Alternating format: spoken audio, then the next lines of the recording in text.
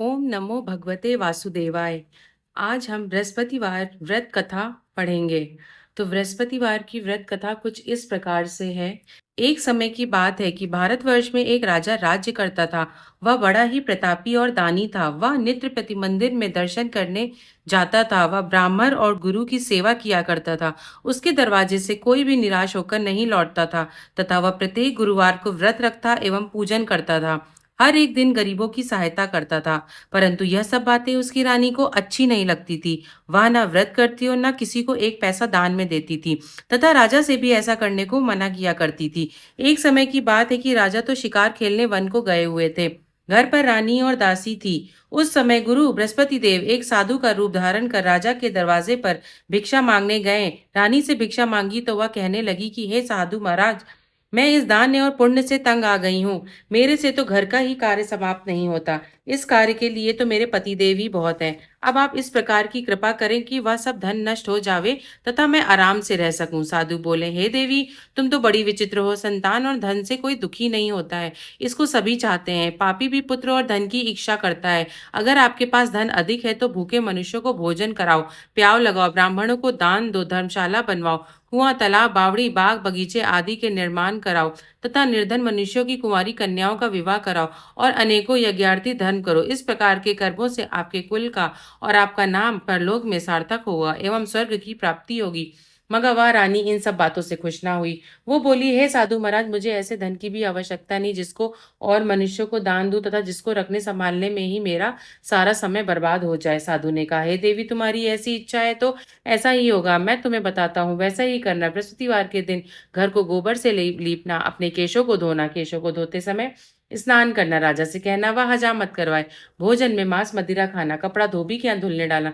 इस प्रकार 7 बृहस्पतिवार करने से तुम्हारा सब धन नष्ट हो जाएगा। यह कहकर वह साधु महाराज वहां से अंतर ध्यान हो गए। रानी ने साधु के कहने के अनुसार वैसा ही किया। 3 बृहस्पतिवार ही बीते थे कि उसका समस्त धन संपत्ति नष्ट हो गया और भोजन के लिए दोनों समय परिवार तरसने लगा तथा सांसारिक भोगों से दुखी रहने लगा। तब वह राजा रानी से कहने लगा कि रानी, तुम यहाँ पर रहो, मैं दूसरे देश को जाऊं, क्योंकि यहाँ पर मुझे सभी मनुष्य जानते हैं, इसलिए कोई कार्य भी नहीं कर सकता। देश चोरी परदेश भीख बराबर है। ऐसा कहकर राजा परदेश चला गया। वहां जंगल में जाता और लकड़ी काट कर लाता और शहर में बेचता। इस तरह जीवन व्यतीत करने लगा। इधर राजा के घर रानी और दासी दुखी रहने लगी। किसी दिन भोजन मिलता और किसी दिन जल पीकर ही रह जाती।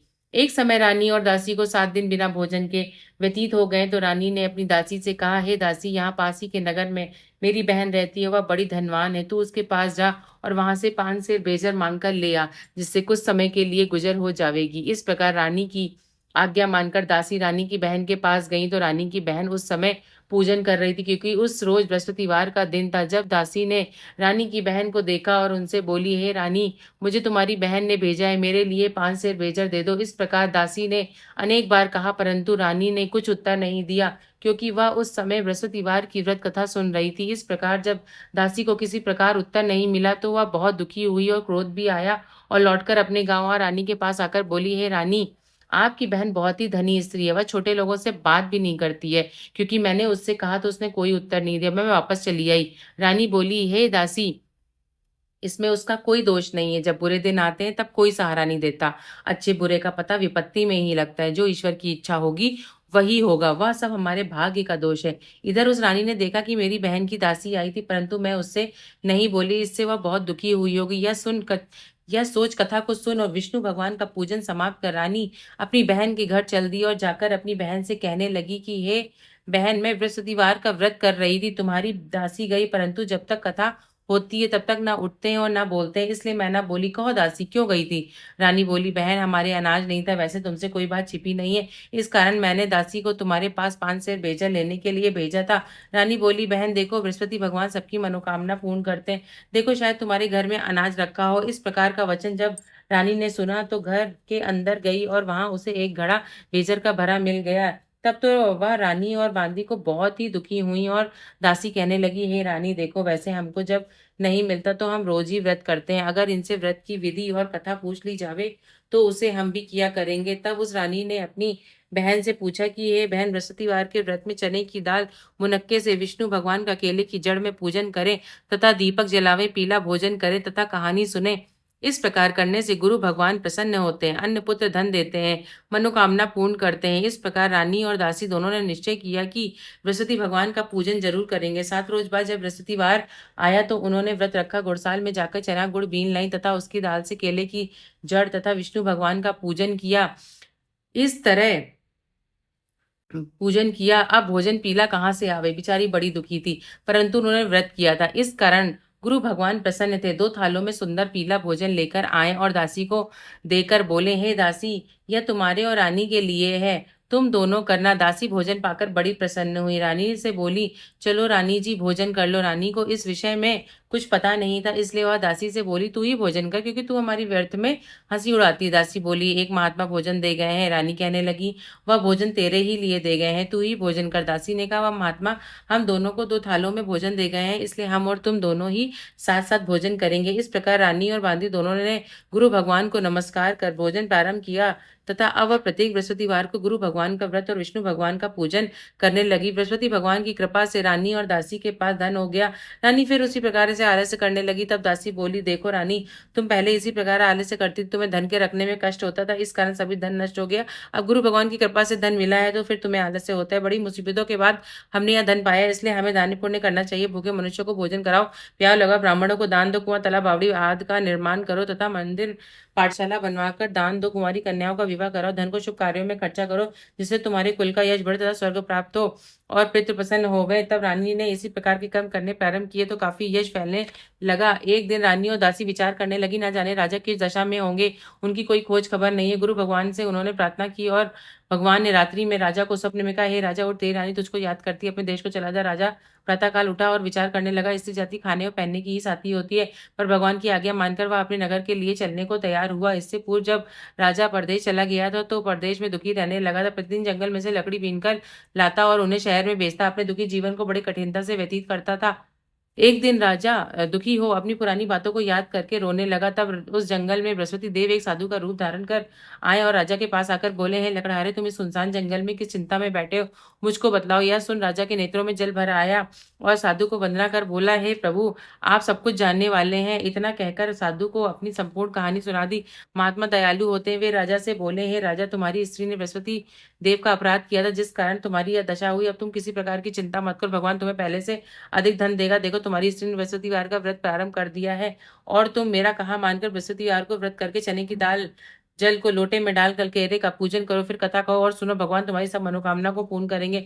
साधु को प्रसन्न देखकर राजा बोले, हे प्रभु, मुझे लकड़ी बेचकर इतना पैसा नहीं मिलता जिससे भोजन करने के उपरांत कुछ बचा सकूं। मैंने रात्रि में अपनी रानी को व्याकुल देखा है, मेरे पास कुछ भी नहीं जिससे उसकी खबर मांग सकूं, और फिर मैं कौन सी कहानी कहूं, यह मुझको कुछ भी मालूम नहीं है। साधु ने कहा, हे राजा, तुम किसी बात की चिंता मत करो, बृहस्पतिवार के दिन तुम रोजाना की तरह लकड़ियां लेकर शहर को जाओ, तुमको रोज से दुगना धन प्राप्त होगा, जिससे तुम भली भांति भोजन कर लोगे तथा बृहस्पति देव की पूजा का सामान भी आ जाएगा। बृहस्पतिवार की कहानी निम्न प्रकार से है। प्राचीन काल में एक ब्राह्मण था, वह बहुत ही निर्धन था, उसके कोई भी संतान नहीं थी। उसकी स्त्री बड़ी मलिनता के साथ रहती थी, वह न स्नान करती न किसी देवता का पूजन करती, प्रातः काल उठते ही सर्वप्रथम भोजन करती, बाद में कोई अन्य कार्य करती थी। इससे ब्राह्मण देवता बड़े दुखी थे, बेचारे बहुत कुछ कहते थे किंतु उसका कोई परिणाम ना निकला। भगवान की कृपा से ब्राह्मण के स्त्री की कन्या रूपी रत्न पैदा हुई। वह कन्या अपने पिता के घर में बड़ी होने लगी। वह बालिका प्रातः स्नान करके विष्णु भगवान का जाप करने लगी, बृहस्पतिवार का व्रत करने लगी, अपने पूजा पाठ को समाप्त करके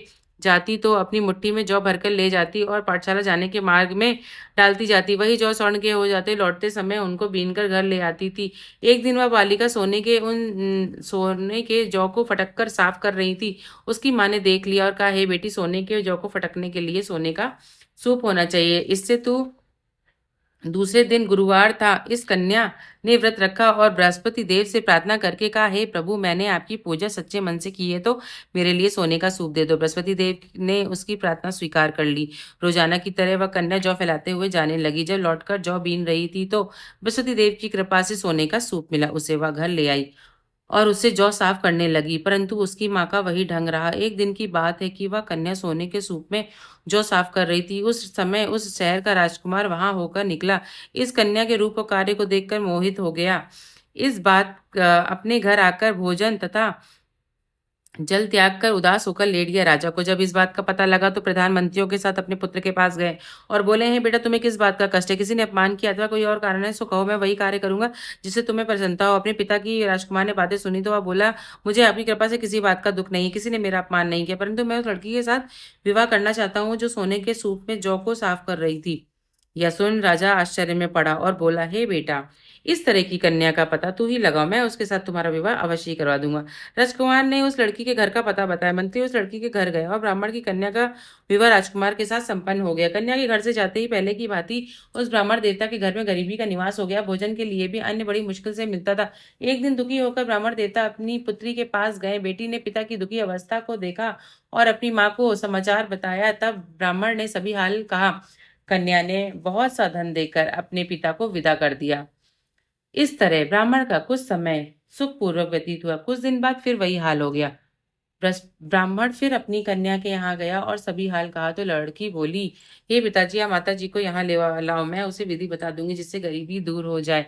वह ब्राह्मण देवता अपनी स्त्री को साथ लेकर पहुंचे तो पुत्री अपनी माँ को समझाने लगी, हे माँ, तुम प्रातःकाल उठकर प्रथम स्नान आदि करके विष्णु भगवान का पूजन करो तो सब दरिद्रता दूर हो जाएगी। परंतु उसकी माँ ने एक भी बात नहीं मानी और प्रातःकाल उठकर अपनी पुत्री बच्चों का जूठन खा लेती थी। एक दिन उसकी पुत्री को बहुत गुस्सा आया और एक रात कोठरी से सभी सामान निकाल दिया और अपनी माँ को समझाने लगी, बंद कर दिया और प्रातःकाल उसमें से निकाला तथा स्नान आदि करा के पूजा पाठ कराया तो उसकी माँ की बुद्धि ठीक हो गई और फिर प्रत्येक बृहस्पतिवार को व्रत रखने लगी। इस व्रत के प्रभाव से उसकी माँ भी बहुत ही धनवान तथा पुत्रवती हो गई और बृहस्पति जी के प्रभाव से स्वर्ग को प्राप्त हुई तथा वह ब्राह्मण भी सुख पूर्वक इस लोक के सुख भोग कर स्वर्ग को प्राप्त हुआ।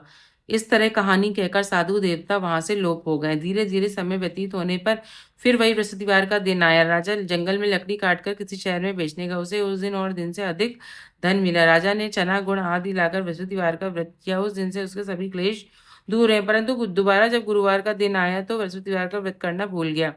इस कारण बृहस्पति भगवान नाराज हो गए। उस दिन उस नगर के राजा ने विशाल यज्ञ का आयोजन किया था। शहर में यह घोषणा करा दी थी, कोई भी मनुष्य अपने घर भोजन ना बनावे तथा आग भी ना जलावे। समस्त लोग मेरे यहाँ भोजन करने आवे। इस आज्ञा को जो ना मानेगा उसके लिए फांसी की सजा दी जाएगी। इस तरह की घोषणा संपूर्ण नगर में करवा दी गई।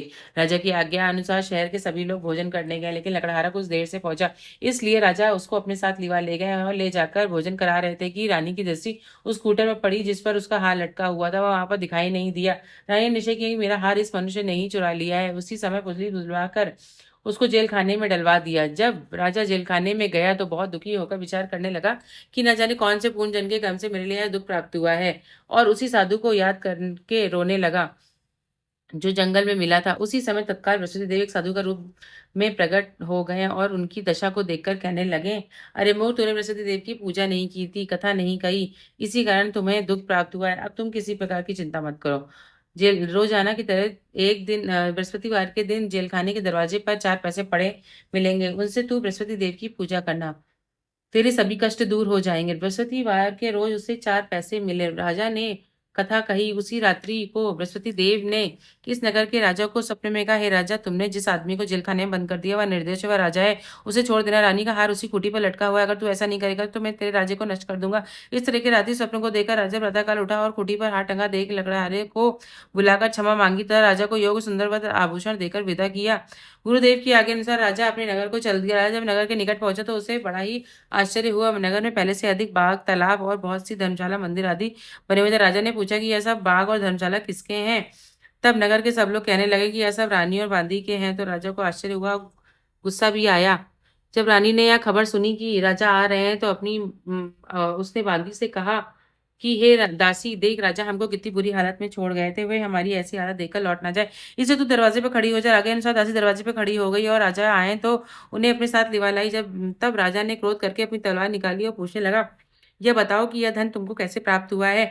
तब उन्होंने कहा, हमें यह सब धन बृहस्पति देव के इस व्रत के प्रभाव से प्राप्त हुआ। राजा ने निश्चय किया कि 7 रोज रोज बाद तो सभी बृहस्पति देव का पूजन करते, परंतु मैं रोजाना दिन में 3 बार कथा कहूंगा तथा कहानी कहूंगा और रोज व्रत किया करूंगा। और हर समय राजा के दुपट्टे में चने की दाल बंधी रहती थी तथा दिन में 3 बार कहानी कहता। एक रोज राजा ने विचार किया कि चलो अपनी बहन के यहाँ हो आवे। इस तरह निश्चय कर राजा घोड़े पर सवार हो अपनी बहन के यहाँ चलने लगा। मार्ग में उसने देखा कि कुछ आदमी एक मुर्दे को लिए जा रहे हैं। उन्हें रोककर राजा कहने लगा, अरे भाई, मेरी वसुदेव की कहानी सुन लो। वे बोले, लो, हमारा तो आदमी मर गया, इसको अपनी कथा की पड़ी। परंतु कुछ आदमी बोले, अच्छा कहो, हम तुम्हारी कथा भी सुनेंगे। राजा ने दाल निकाली और जब कथा आदि हुई कि मुर्दा हिलने लग गया। जब कथा समाप्त हुई तो राम राम करके वो मनुष्य खड़ा हो गया। आगे मार्ग में उसे किसान खेत में हल चलाता मिला। राजा ने उसे देखा और उससे बोला, अरे भाई, तुम मेरी वसुदेव की कथा सुन लो। किसान बोले, जब तक मैं तेरी कथा सुनूंगा तब तक 4 हरैये जोत लूंगा। जा अपनी कथा किसी और को सुनाना। इस तरह राजा आगे चलने लगा। राजा के हटते पैर पछाड़ खाकर गिर गए और उसके किसान के पेट में बहुत जोर से दर्द होने लगा। उसी समय उसकी माँ रोटी लेकर आई। उसने जब यह देखा तो अपने पुत्र से सभी हाल पूछा। बेटे ने सभी हाल बुढ़िया को सुनाया सुना दिया। बुढ़िया दौड़ी दौड़ी उस घोड़ सवाल के पास गई और उससे बोली, मैं तेरी कथा सुनूंगी, तू अपनी कथा मेरे खेत पर ही चलकर कहना। राजा ने गुड़िया के खेत पर जाकर कथा कही, जिसको सुनते ही उसका बैल खड़े हुए तथा किसान के पेट का दर्द बंद हो गया। राजा अपनी बहन के घर पहुंच गए। बहन ने भाई की खूब मेहमानी की। दूसरे रोज प्रातःकाल राजा जगा तो वह देखने लगा कि सब लोग भोजन कर रहे हैं। राजा ने अपनी बहन से कहा कि कोई ऐसा मनुष्य जिसने भोजन ना किया, वो मेरी प्रसिद्ध की कथा सुन ले। बहन बोली, हे भैया, यह देश ऐसा ही, पहले यहाँ के लोग भोजन करते हैं, बाद में कोई अन्य कार्य करते हैं। अगर कोई पड़ोस में हो तो मैं देख आऊं। ऐसा कहकर वह देखने चली गई, परंतु उसे कोई भी ऐसा व्यक्ति नहीं मिला जिसने भोजन ना किया हो। अतः वह एक कुम्हार के घर गई जिसका लड़का बीमार था। उसे मालूम हुआ कि उसके यहाँ 3 रोज से किसी ने भोजन नहीं किया है। रानी ने अपनी भाई की कथा सुनने के लिए कुमार से कहा। वह तैयार हो गया। राजा ने जाकर बृहस्पतिवार की कथा कही, जिसको सुनकर उसका लड़का ठीक हो गया। अब तो राजा की प्रशंसा होने लगी। एक दिन राजा ने अपनी रानी से कहा एक दिन राजा ने अपनी बहन से कहा कि हे बहन, हम अपने घर को चाहेंगे, तुम भी तैयार हो जाओ। राजा की बहन ने अपनी सास से कही। सास बोली, हाँ चली जा, परंतु अपने लड़कों को मत ले जाना, क्योंकि तेरे भाई की कोई औलाद नहीं होती। बहन ने अपने भैया से कहा, हे भैया, मैं तो चलूंगी, कोई बालक नहीं जाएगा। राजा बोला, जब कोई बालक नहीं चलेगा तो तुम ही चलकर क्या करोगी। बड़े दुखी मन से राजा अपने नगर को लौट आया।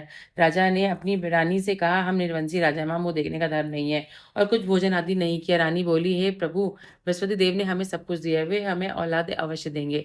उसी रात को बृहस्पति देव ने राजा को सपने में कहा, उठ, सभी सोच को त्याग देते ही रानी गर्भ से। राजा को यह बात सुनकर बड़ी खुशी हुई। 9वें महीने से उसके गर्भ से एक सुंदर पुत्र पैदा हुआ।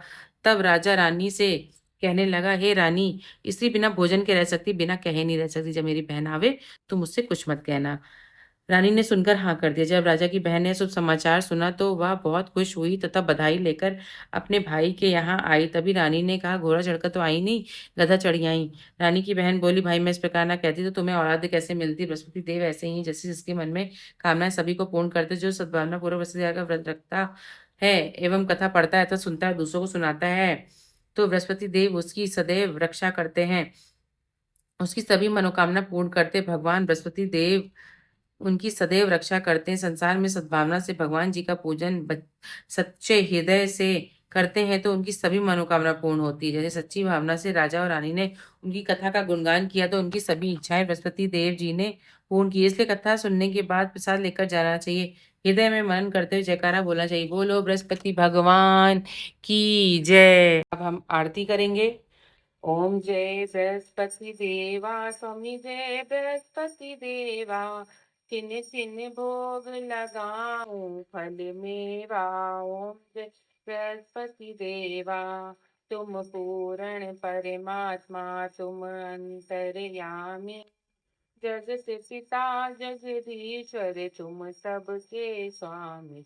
ओम जय बृहस्पति देवा, चरणामृत निज निर्मल, सब पातक हरिता, सकल मनोरथ दायक, कृपा करो भरता। ओम जय बृहस्पति देवा, तन मन धन अर्पण, जो जन शरण पड़े, प्रभु प्रकट तब हो आकर द्वार खड़े। ओम जय बृहस्पति देवा, दीन दयाल दयानिधि, भक्तन हितकारी, पाप दोष सब हरता, भवबंधन हरि। ओम जय बृहस्पति देवा, सकल मनोरथ दायक, सब संशय तारी, विषय विकार मिटाओ, संतन सुख का। ओम जय बृहस्पति देवा, ओम जय बृहस्पति देवा, स्वामी जय बृहस्पति देवा छिन छिन भोग लगाऊं कदली मेवा। ओम जय बृहस्पति देवा। बोलो बृहस्पति भगवान की जय। ओम नमो भगवते वासुदेवाय। तो वीडियो पसंद आया हो तो वीडियो को लाइक करें, शेयर करें और सब्सक्राइब करें और सपोर्ट करें। और ओम नमो भगवते वासुदेवाय का 108 बार जाप करें कथा समाप्त होने के बाद। नमस्कार।